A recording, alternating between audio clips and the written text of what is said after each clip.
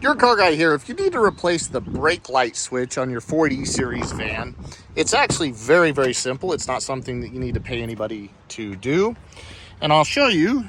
So right up under here, if you see this blue piece right here, this is the brake light switch. And to remove it's pretty simple. There's these little tabs that stick out on the sides, and I'm going to show you on this.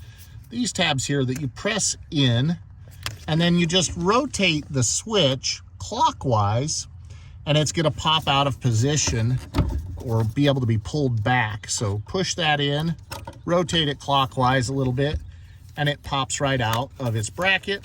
Then you just need to depress that tab right there in the center and pull the electronic, or once you depress that tab, you can just pull the wiring out of the switch. Now I've got one hand holding the camera and the other hand trying to do this, so I'm gonna have to set it down to unplug. It unplugged, really simple. I'm just gonna take and plug it back into my new switch. And this switch is not expensive either. At your local auto parts store, it should run less than $35. Once that's plugged in, I simply stick the switch back into the